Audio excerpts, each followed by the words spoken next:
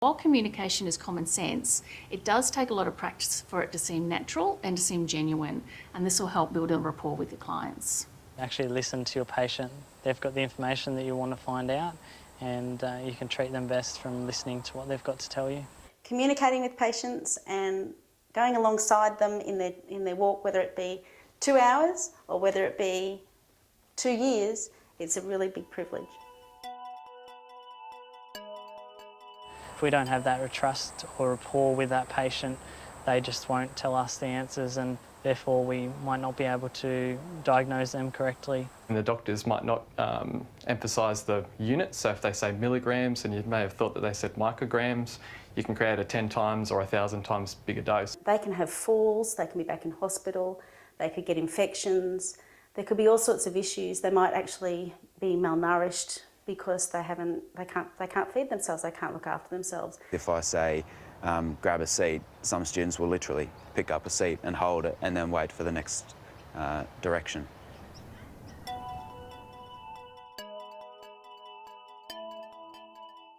If we don't have good effective communication with our patients, their health can deteriorate, whether it's in the hospital or in the community.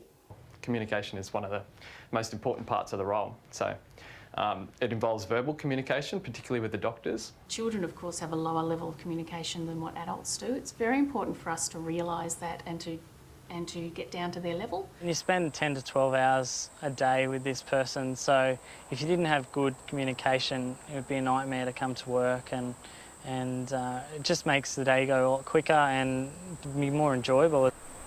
I spoke to a student in class and then spoke to her parent that night about her assignment and just checking up on things and making sure everything was okay. And during the course of the week that followed, reading her non-verbals and just looking and sort of getting a gauge as to how she was behaving, I could tell there was something wrong. She had taken me speaking to her parent as a negative when it actually wasn't. Sometimes you just come out and say things as they are, and the patient had leukemia and was probably in the last couple of weeks of living, and decided I was going to take some photos of the unit and threw open the door and said, "Hey, Max, pretend you're dying." That really, it still hits my heart that I said that, and I think thinking about communication skills, they're very, very important. He was telling me a bit about his background, and at the time, automatically, I would say, "Cool, oh, cool," as teenagers often do. And then he came out with, "Yeah, and 2 years ago, my mother died." And I went, "Oh, cool," and kept writing.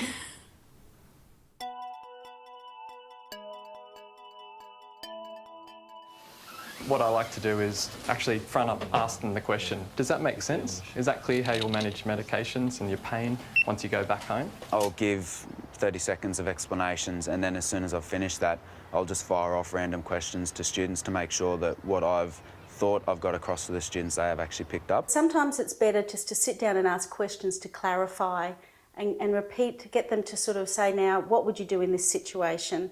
You're going to have to give yourself an injection every day. How are you going to give it? Can I watch you do it?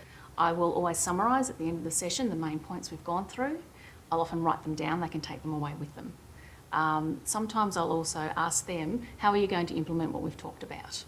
The most important non-verbal cues that we use as a paramedic is eye contact, body stance, positioning on a job, so getting down to the patient's level, not towering over them, being a dominant figure.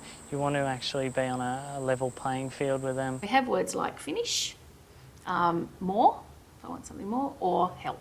If I ask a patient what medications they take, it's really important to give them good, strong eye contact. If you maintain that eye contact, they'll give you the whole story. If you break the eye contact and look away, then they'll tend to waffle off, and then you have to draw the story out bit by bit. Don't frown or dismiss things, show a negative body tone at all. You want to nod and acknowledge your understanding and empathetic towards the patient. If they're being very defensive, I'll slowly open myself up and hopefully they will follow. If I'm speaking to a student, I'll try and always make sure that I'm on their level, so I'll crouch down or sit down beside them. Sometimes a touch in the right way is without any words, you don't have to say anything, and that often makes a big difference to the communication.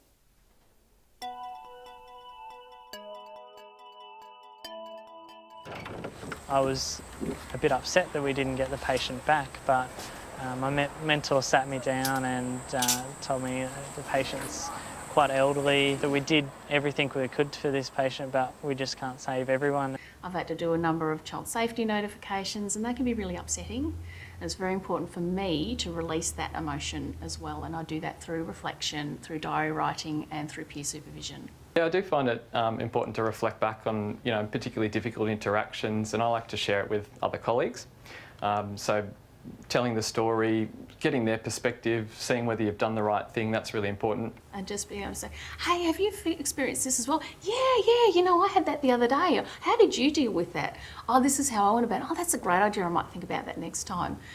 If I didn't reflect on our communication and take time to actually consider how she was behaving and how she was acting towards me, it would have broken down the relationship really quickly, and I wouldn't have been able to keep and develop a professional rapport with her. I think reflection is a really key part of maintaining your freshness as a practitioner and developing your skills further.